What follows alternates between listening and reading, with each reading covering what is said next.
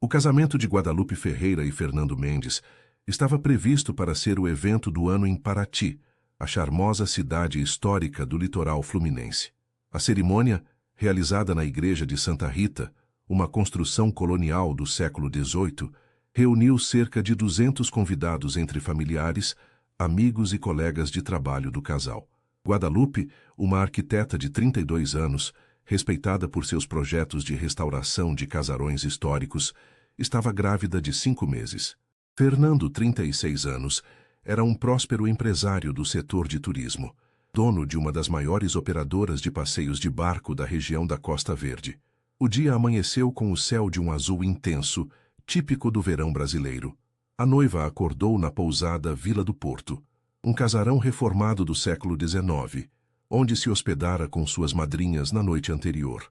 Ao abrir as janelas de madeira do quarto, Guadalupe respirou fundo, sentindo o aroma da maresia misturado ao perfume das buganvílias que cobriam as paredes externas da pousada. Acariciou sua barriga proeminente e sorriu, pensando na nova vida que crescia dentro dela. Hoje é o dia, pequena Isabela, sussurrou para sua barriga. Hoje nossa família fica completa oficialmente. As horas que se seguiram foram preenchidas com os preparativos finais. O cabelo de Guadalupe foi arrumado em um coque baixo, adornado com pequenas flores brancas. O vestido, especialmente desenhado para acomodar sua gravidez, era de renda francesa com detalhes em pérolas que haviam pertencido à sua avó. O véu, longo e delicado, completava o visual clássico e elegante que sempre sonhara. Você está deslumbrante, Lupe, disse Sofia, sua melhor amiga e madrinha principal, ajustando o véu. Fernando vai cair para trás quando te vir. Guadalupe sorriu, mas sentiu uma pontada de apreensão. Nas últimas semanas, Fernando andava distante e irritadiço. Atribuía isso ao estresse dos preparativos do casamento e à pressão do trabalho, que se intensificava na alta temporada. Afastou esses pensamentos, determinada a não deixar que nada estragasse seu grande dia. A cerimônia transcorreu como planejado. Fernando aguardava no altar, imponente em seu terno azul marinho. Quando Guadalupe entrou conduzida por seu pai, um murmúrio de admiração percorreu a igreja. Os olhos de Fernando, no entanto, não transmitiam a emoção que ela esperava ver. Havia algo frio, quase calculista em seu olhar, que fez o coração de Guadalupe apertar por um instante. Ignorando a sensação de desconforto, Guadalupe caminhou até o altar, trocou votos com Fernando e, após o tradicional "pode beijar a noiva", foi recebida com um beijo mecânico, desprovido de ternura. Ainda assim, sorriu para as câmeras e para os convidados, convencendo a si mesma de que tudo estava bem. A recepção aconteceu em uma casa de festas à beira-mar, com vista para a Baía de Paraty. Mesas decoradas com arranjos de flores tropicais, uma pista de dança montada sob um céu de luzes e uma banda tocando músicas que transitavam do MPB ao pop internacional criavam uma atmosfera de celebração. Guadalupe circulava entre os convidados, recebendo felicitações e bons desejos para o bebê, enquanto Fernando se ocupava em conversar com parceiros de negócios. Foi durante um desses momentos, quando Guadalupe procurava pelo marido para o tradicional corte do bolo, que ela o encontrou em um dos terraços, aparentemente em uma discussão acalorada com Carolina Prado, uma antiga namorada dele que Guadalupe não esperava ver na festa. Você não pode fazer isso comigo, Fer, Guadalupe ouviu Carolina dizer, a voz embargada. Você me prometeu que... Não prometi nada, Fernando cortou, a voz baixa, mas carregada de fúria. Foi você quem insistiu em aparecer aqui. Agora vá embora antes que alguém te veja. Guadalupe sentiu o sangue gelar nas veias. Deu um passo para trás, mas seu salto fez um ruído contra o piso de madeira. Fernando e Carolina viraram-se simultaneamente. Lupe, Fernando começou, o rosto pálido. O que está acontecendo aqui? Guadalupe perguntou, a voz tremendo ligeiramente. Carolina enxugou uma lágrima e sorriu com amargura. Pergunte ao seu marido sobre o filho que ele está esperando comigo. As palavras atingiram Guadalupe como um soco. Sentiu o chão sumir sob seus pés, enquanto um zumbido preenchia seus ouvidos.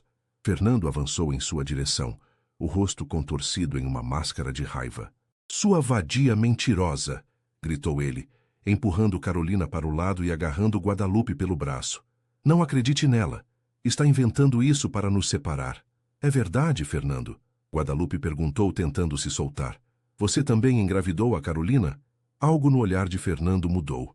Uma sombra cruzou seu rosto, substituindo a raiva por algo mais perigoso, mais sombrio. Sem dizer uma palavra, ele empurrou Guadalupe contra a balaustrada do terraço. Quando ela tentou se afastar, Fernando, em um impulso de fúria cega, desferiu um violento chute em sua barriga. O grito de Guadalupe cortou a noite, sobrepondo-se à música e às conversas. Dobrada de dor, ela caiu de joelhos, abraçando o ventre enquanto lágrimas escorriam por seu rosto. Carolina correu para dentro gritando por socorro, enquanto Fernando, parecendo finalmente perceber o que havia feito, recuou horrorizado. Meu Deus! Lupe, eu não... Mas suas palavras foram interrompidas pela chegada de Sofia e outros convidados atraídos pelos gritos. Em minutos, uma ambulância foi chamada e Guadalupe, semiconsciente de dor e choque, foi levada às pressas para o Hospital Municipal de Paraty. As horas que se seguiram foram um borrão de vozes médicas, exames e a angústia constante de não saber se sua filha sobreviveria. Deitada na maca do hospital, enquanto médicos se movimentavam ao seu redor com expressões graves, Guadalupe fez uma promessa silenciosa. Se Isabela sobrevivesse, Fernando pagaria caro pelo que havia feito. Muito caro. 3 semanas se passaram desde o incidente no casamento. Guadalupe estava em repouso absoluto em seu apartamento em Botafogo, no Rio de Janeiro, seguindo rigorosamente as recomendações médicas para salvar a gravidez que, por um milagre, resistira ao violento ataque. Fernando, aparentemente consumido pelo remorso, transferira uma quantia significativa para a conta dela, alugara e mobilara o apartamento e desaparecera sem deixar rastros. O silêncio do apartamento era interrompido apenas pelas visitas diárias de Sofia, que se tornara a principal cuidadora de Guadalupe, e pela presença constante de Dona Conceição, uma senhora contratada para ajudar nos afazeres domésticos. No entanto, mesmo cercada de cuidados, Guadalupe sentia-se profundamente sozinha, traída em seu momento de maior vulnerabilidade. Naquela manhã de fevereiro, enquanto o sol inclemente do verão carioca iluminava a sala através das persianas semicerradas, Guadalupe folheava as últimas páginas de seu diário, onde anotara meticulosamente cada detalhe de sua investigação sobre Fernando. Sofia vai chegar em meia hora, informou Dona Conceição, colocando uma bandeja com chá de camomila e torradas na mesa de centro. Precisa de mais alguma coisa, minha filha? Guadalupe levantou os olhos do diário e sorriu. Não, Dona Conceição. Obrigada. Pode ir para casa mais cedo hoje. Acho que vou descansar um pouco antes da Sofia chegar. Assim que a porta se fechou, Guadalupe abandonou o sorriso frágil que mantinha para tranquilizar os outros. Levantou-se com cuidado, caminhou até o escritório improvisado no quarto de hóspedes e ligou o notebook. Abriu uma pasta intitulada Projeto Paraty e passou a revisar os documentos que havia coletado nas últimas semanas. Com a ajuda de um investigador particular, ex-colega de faculdade que devia favores a ela, Guadalupe havia descoberto muito mais do que esperava sobre a vida dupla de Fernando. Não era apenas Carolina quem ele enganara. Havia outras mulheres, negócios escusos envolvendo lavagem de dinheiro através de suas empresas de turismo e indícios de sonegação fiscal que poderiam mandá-lo para a prisão por anos. Você escolheu a pessoa errada para trair Fernando, murmurou, acariciando sua barriga enquanto examinava os documentos. O plano de Guadalupe era meticuloso, dividido em fases cuidadosamente elaboradas. Primeiro, reunir provas incriminatórias suficientes para destruir a reputação e os negócios de Fernando. Depois, usando suas conexões na prefeitura de Paraty, onde trabalhara em projetos de restauração, começar a criar obstáculos burocráticos para as operações turísticas dele. Finalmente, quando ele estivesse vulnerável, encurralado, entregar o dossiê completo às autoridades fiscais e à polícia. A campainha tocou, interrompendo seus pensamentos. Guadalupe rapidamente fechou o notebook e voltou para o sofá da sala, reassumindo sua postura de fragilidade. Era Sofia, chegando mais cedo do que o esperado. Trouxe aquelas cocadas que você adora, disse Sofia, colocando um pacote sobre a mesa e sentando-se ao lado da amiga. Como está se sentindo hoje? Guadalupe suspirou, interpretando perfeitamente o papel da vítima em recuperação. Um pouco melhor. O médico disse que, se continuar assim, em algumas semanas poderei voltar a trabalhar de casa. Sofia segurou sua mão, os olhos cheios de compaixão. Você é incrível, Lupe. Depois de tudo o que aconteceu, ainda consegue pensar em trabalho. Eu estaria destroçada. O que me mantém forte é saber que Isabela está bem, respondeu Guadalupe com sinceridade. E eu tenho algo para te contar. Sofia ergueu as sobrancelhas, curiosa. O quê? Recebi uma mensagem de Fernando ontem, mentiu Guadalupe, seguindo o roteiro que havia planejado. Ele quer me encontrar, diz que precisa explicar tudo, que não era ele mesmo naquele dia. A indignação tomou conta do rosto de Sofia. Você não está pensando em vê-lo, está? Depois do que ele fez, ele quase matou você e o bebê, Lupe. Claro que não vou vê-lo, Guadalupe respondeu, fingindo determinação. Mas preciso que você faça algo por mim. Qualquer coisa, Sofia assegurou. Preciso que você marque um encontro com ele, como se fosse em meu nome. Diga que quero conversar, mas apenas com sua presença, que estou disposta a ouvir o que ele tem a dizer. Sofia franziu o senho, claramente desconfortável com a ideia. Por quê? Porque preciso saber onde ele está, o que está fazendo. Não para voltar com ele, Sofia, para me proteger, para proteger minha filha. Ele transferiu dinheiro, alugou este apartamento, mas e depois? E se ele decidir desaparecer de vez? Preciso garantir que Isabela terá seus direitos. Era uma meia-verdade. Guadalupe realmente precisava localizar Fernando, mas não pelos motivos que apresentava a Sofia. Precisava dele ao alcance para executar seu plano. Após alguma resistência, Sofia concordou.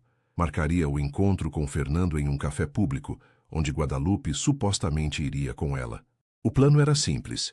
Sofia iria sozinha. Diria que Guadalupe havia desistido no último minuto, mas tentaria extrair informações sobre o paradeiro atual de Fernando. Quando Sofia finalmente se despediu, já era início de noite. Guadalupe trancou a porta e voltou ao seu escritório. Abriu o notebook novamente e adicionou novas anotações ao seu plano. Precisava ser paciente, cautelosa. Uma vingança eficaz exigia tempo e estratégia. Enquanto trabalhava, recebeu um e-mail do investigador particular com novas informações. Fernando estava hospedado em uma pousada em Visconde de Mauá, pequena localidade na Serra Fluminense. Aparentemente havia se afastado dos negócios temporariamente, deixando a gestão das empresas com seu sócio minoritário. Um sorriso frio desenhou-se nos lábios de Guadalupe. Abriu uma nova aba no navegador e começou a pesquisar sobre Visconde de Mauá. A pequena cidade serrana, conhecida por suas cachoeiras e clima ameno, seria o próximo cenário de seu plano.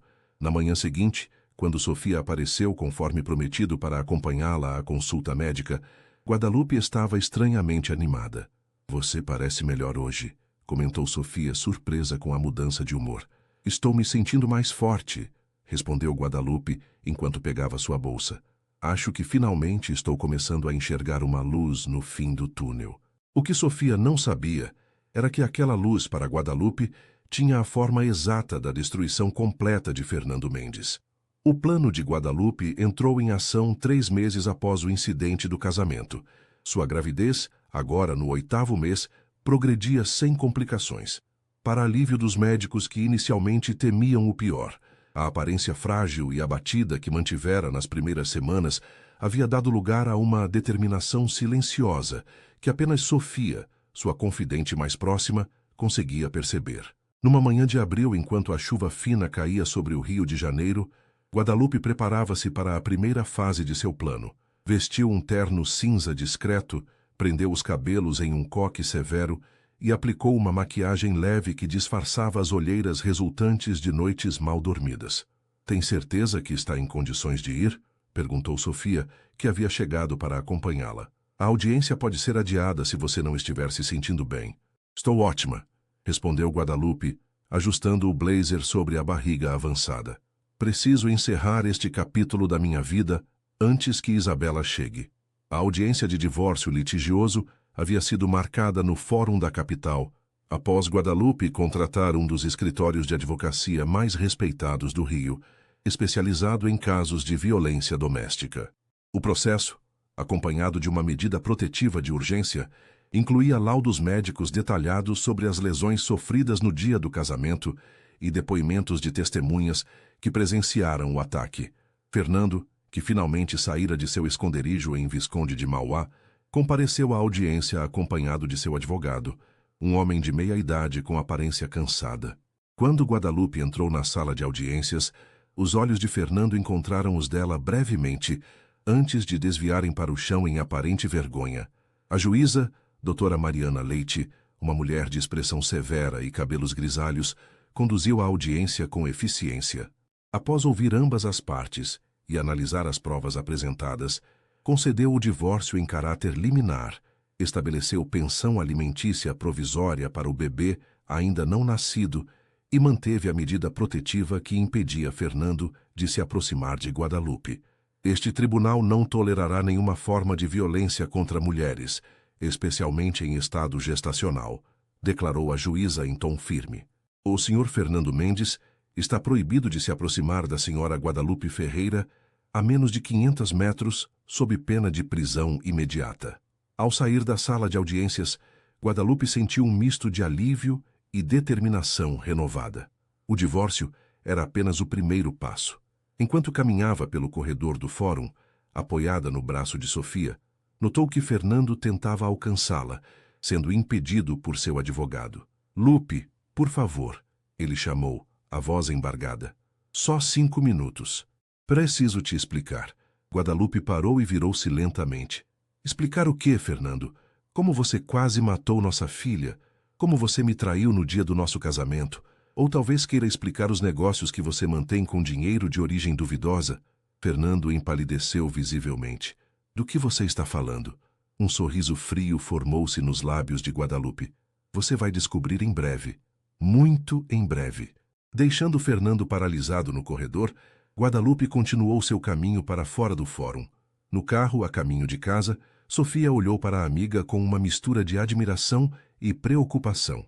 O que foi aquilo sobre negócios duvidosos? Perguntou. Apenas a ponta do iceberg, respondeu Guadalupe, abrindo a pasta que carregava e mostrando a Sofia parte dos documentos que havia coletado. Fernando não é apenas um agressor. É um criminoso que usa suas empresas de turismo para lavar dinheiro do tráfico internacional. Sofia examinou os documentos com expressão chocada. Meu Deus, Lupe, como você descobriu tudo isso? Digamos que eu tenha amigos em lugares estratégicos, respondeu Guadalupe, pensando no investigador particular e nos contatos que cultivara ao longo dos anos, trabalhando em projetos de restauração com órgãos públicos. E esta é apenas a primeira fase. Nas semanas seguintes, enquanto se preparava para o nascimento de Isabela, Guadalupe colocou em prática a segunda fase de seu plano. Através de contatos na prefeitura de Paraty, onde conhecia diversos funcionários dos departamentos de licenciamento e fiscalização, começou a criar obstáculos para as operações turísticas de Fernando. Fiscais apareciam inesperadamente nas embarcações, encontrando irregularidades previamente inexistentes. Licenças ambientais foram suspensas para reavaliação. Clientes corporativos começaram a receber e-mails anônimos questionando a idoneidade da empresa. Em poucas semanas, os negócios de Fernando começaram a sofrer perdas significativas. Paralelamente, usando os documentos obtidos pelo investigador, Guadalupe enviou denúncias anônimas à Receita Federal e ao COAF, Conselho de Controle de Atividades Financeiras, detalhando as operações suspeitas realizadas pelas empresas de Fernando. O golpe final veio quando Guadalupe, através de um amigo jornalista, plantou uma matéria em um portal de notícias respeitado, insinuando conexões entre empresas de turismo da Costa Verde e esquemas de lavagem de dinheiro. Embora o nome de Fernando não fosse citado diretamente, as descrições eram suficientemente específicas para que qualquer pessoa familiarizada com o setor identificasse suas empresas. Em apenas 2 meses, o império de Fernando começou a desmoronar. Clientes cancelavam reservas, parceiros comerciais se afastavam e os bancos começaram a dificultar operações financeiras. Quando a Polícia Federal, agindo com base nas denúncias ao COAF, iniciou uma investigação formal, Fernando finalmente percebeu a extensão do ataque que sofria. Em uma tarde chuvosa de maio, enquanto Guadalupe repousava em seu apartamento, Agora, há poucos dias do parto, recebeu uma ligação inesperada. Era Fernando, sua voz trêmula de raiva e desespero. Foi você, não foi? Ele acusou sem preâmbulos. Você está por trás de tudo isso. Guadalupe manteve-se calma, saboreando o som da derrota na voz do homem que quase destruíra sua vida. Não sei do que você está falando, Fernando. Estou ocupada demais me preparando para o nascimento da nossa filha, aquela que você tentou matar. Isso não vai ficar assim, ameaçou ele. Sei que foi você. Não sei como, mas foi você quem enviou aquelas denúncias, quem plantou aquela matéria. Você vai se arrepender, Guadalupe. Juro que vai. Você está violando a medida protetiva ao me ligar, respondeu ela friamente. Devo informar a polícia sobre esta ameaça? Houve um longo silêncio antes que Fernando falasse novamente, sua voz agora mais controlada. O que você quer, Lupe? Dinheiro, é isso? Quanto?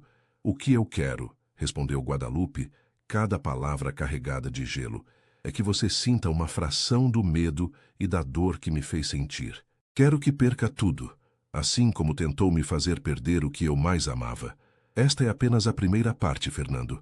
Prepare-se para o que vem a seguir. Antes que ele pudesse responder, ela encerrou a ligação. Respirou fundo, sentindo o bebê se mexer em seu ventre, como se aprovasse suas ações. A vingança estava apenas começando e o pior ainda estava por vir para Fernando Mendes. Uma semana após a ligação ameaçadora de Fernando, Guadalupe deu à luz Isabela em uma cesariana sem complicações. A pequena nasceu saudável, com 3,2 kg e 49 cm, trazendo uma alegria que Guadalupe não acreditava ser possível sentir novamente após o trauma do casamento. Sofia esteve ao seu lado durante todo o processo, tornando-se oficialmente madrinha da recém-nascida. Os primeiros dias com Isabela foram um misto de exaustão e encantamento. Guadalupe adaptava-se à rotina de mamadas noturnas e trocas de fraldas, momentaneamente desviada de seus planos de vingança. Foi apenas quando Isabela completou um mês de vida que Guadalupe retomou a fase final de sua estratégia contra Fernando. Em uma manhã ensolarada de junho, enquanto Isabela dormia pacificamente no berço, Guadalupe recebeu uma visita inesperada. Ana Martins, uma assistente social do Conselho Tutelar, apresentou-se à porta de seu apartamento com uma expressão grave. Senhora Ferreira, posso entrar? Temos um assunto delicado para discutir, disse Ana, mostrando sua identificação. Guadalupe sentiu um frio percorrer sua espinha, mas manteve a compostura. Claro, entre. Sobre o que se trata? Ana sentou-se na sala, enquanto Guadalupe oferecia café. Recebemos uma denúncia anônima alegando negligência com sua filha recém-nascida. O denunciante afirma que a senhora sofre de depressão pós-parto severa e tem deixado a criança sozinha por longos períodos. A indignação tomou conta de Guadalupe. Isso é completamente falso. Quem faria uma acusação dessas? Não podemos revelar a fonte da denúncia, respondeu Ana profissional. Mas é nosso dever investigar todas as alegações que recebemos. Naquele momento, o choro de Isabela ecoou pelo apartamento. Guadalupe levantou-se imediatamente, convidando Ana a acompanhá-la até o quarto do bebê. A assistente social observou atentamente enquanto Guadalupe pegava a filha no colo com naturalidade, acalmando-a com palavras suaves. Após uma inspeção minuciosa do apartamento, conversas com Dona Conceição e Sofia, que chegou durante a visita, e uma análise dos registros médicos de Isabela, Ana concluiu que a denúncia era infundada. Claramente não há negligência aqui, declarou Ana, preparando-se para sair. Sua filha está bem cuidada, senhora Ferreira. Lamento o transtorno que esta visita possa ter causado. Quando a porta se fechou atrás da assistente social, Guadalupe entregou Isabela para Sofia segurar e pegou seu celular. Não havia dúvidas em sua mente sobre quem fizera a denúncia falsa. Foi ele, não é? Perguntou Sofia, embalando Isabela. Fernando? Quem mais seria? Respondeu Guadalupe, digitando furiosamente uma mensagem. Mas ele escolheu o jogo errado para jogar. Chegou a hora do checkmate. Na manhã seguinte, enquanto amamentava Isabela, Guadalupe recebeu a confirmação que esperava. A Polícia Federal havia deflagrado uma operação contra lavagem de dinheiro na Costa Verde, com mandados de busca e apreensão nas empresas de Fernando e em sua residência. A notícia rapidamente se espalhou pelos veículos de comunicação locais e nacionais, e o nome de Fernando Mendes tornou-se sinônimo de escândalo. 3 dias depois, quando Fernando foi oficialmente indiciado por crimes financeiros, Guadalupe recebeu outra ligação dele. Desta vez, sua voz estava quebrada, derrotada. "Você venceu, Lupe", disse ele, sem energia. "Estou arruinado. Perdi tudo. Era isso que você queria, não era?" "Não, Fernando", respondeu ela calmamente. "O que eu queria era justiça, e ainda não terminou."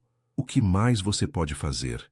ele questionou, uma nota de desespero em sua voz. "Já perdi meus negócios, minha reputação. Estou sendo investigado pela Polícia Federal. O que mais você quer?" "A verdade", disse Guadalupe simplesmente. "Quero que você confesse o que fez no nosso casamento, não apenas para mim, mas para todos. Quero que o mundo saiba que tipo de homem você é." Houve um longo silêncio antes que Fernando respondesse. "E se eu fizer isso?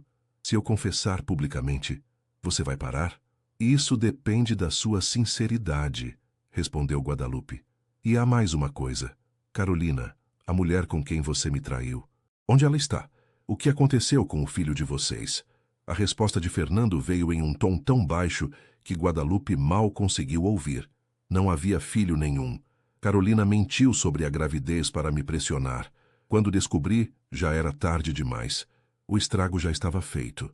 A revelação atingiu Guadalupe como um raio. Todo o incidente, toda a violência, baseara-se em uma mentira. Uma mentira que quase custara a vida de sua filha. "Você quase matou Isabela por causa de uma mentira que nem se deu ao trabalho de verificar?" perguntou, a voz trêmula de indignação. "Eu estava fora de mim, Lupe. Tinha bebido demais, estava estressado com os negócios, com o casamento. Não estou justificando o que fiz. Foi imperdoável. Eu sinto muito, mais do que posso expressar." Guadalupe fechou os olhos, tentando controlar a raiva que ameaçava consumi-la. "Faça sua confissão pública. Depois conversamos." Na semana seguinte, Fernando publicou um longo texto em suas redes sociais, assumindo integralmente a responsabilidade pelo ataque a Guadalupe em seu casamento. Detalhou como, dominado por ciúme irracional e alcoolizado, agredira sua esposa grávida, colocando em risco a vida de sua filha não nascida. Pediu perdão, embora reconhecesse que algumas ações são imperdoáveis, e anunciou que se entregaria voluntariamente às autoridades para responder por seus crimes, tanto a agressão quanto os delitos financeiros. A confissão viralizou nas redes sociais, gerando uma onda de repúdio a Fernando e solidariedade a Guadalupe. Jornalistas tentaram contactá-la para entrevistas, que ela educadamente recusou, preferindo manter seu foco em Isabela e na reconstrução de sua vida. 2 dias após a confissão, Guadalupe recebeu uma visita inesperada. Era Carolina Prado, a mulher do terraço, parecendo visivelmente nervosa. "Sei que deve me odiar", disse Carolina após ser convidada a entrar, "mas precisava vir pessoalmente te pedir perdão." Guadalupe, com Isabela nos braços, indicou o sofá para Carolina sentar-se. "Fernando me contou sobre a mentira da gravidez." Carolina baixou os olhos envergonhada. Foi um momento de desespero. "Fernando havia terminado nosso relacionamento 2 semanas antes do casamento de vocês, depois de 3 anos juntos. Eu estava arrasada, irracional.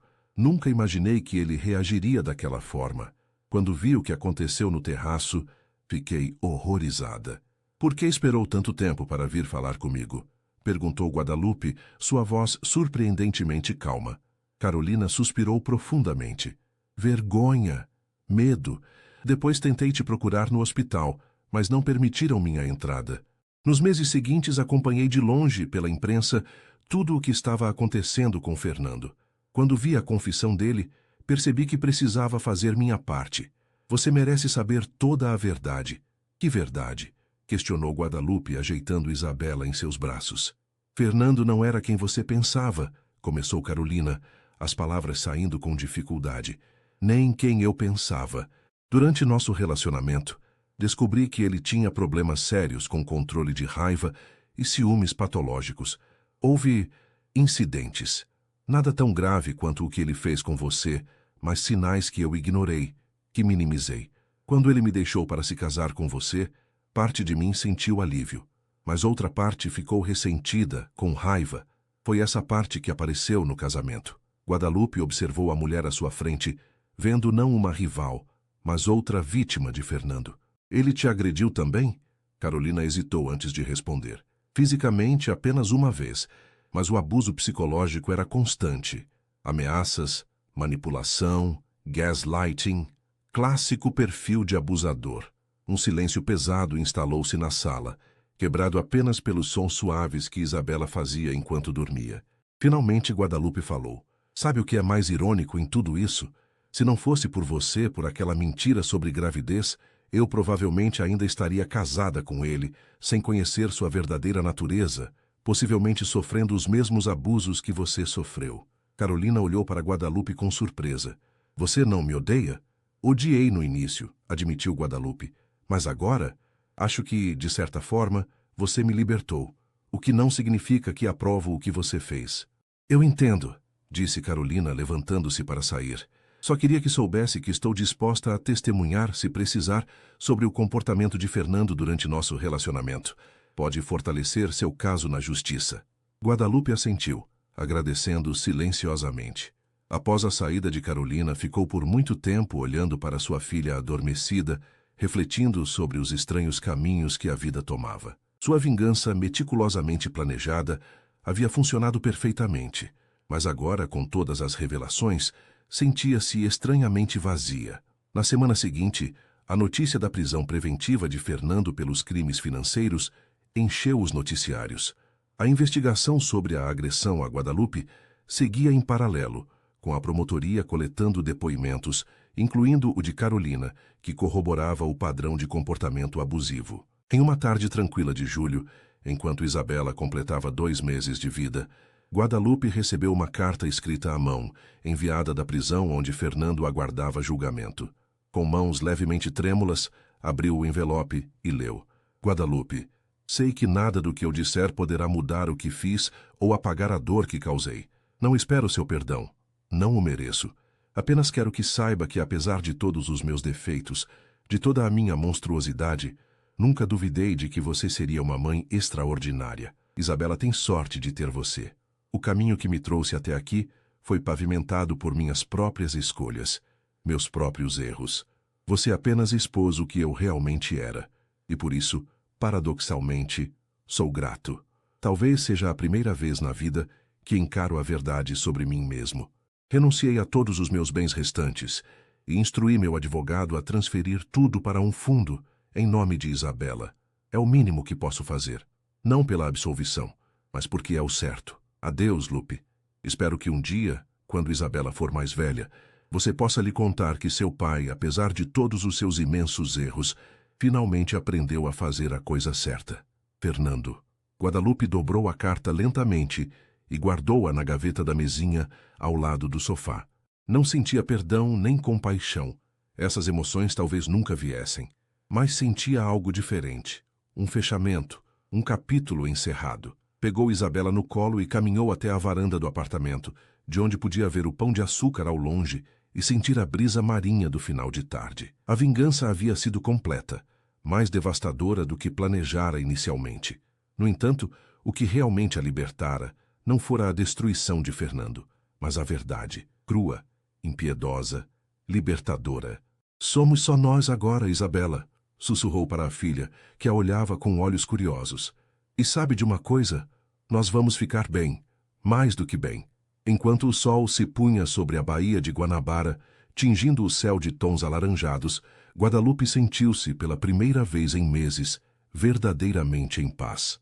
A cicatriz sempre estaria lá, a lembrança do dia que deveria ter sido perfeito, mas que se transformara em pesadelo. Mas as cicatrizes também contam histórias de sobrevivência, de resistência. E essa seria a história que Guadalupe escolheria contar, não apenas de vingança, mas de renascimento.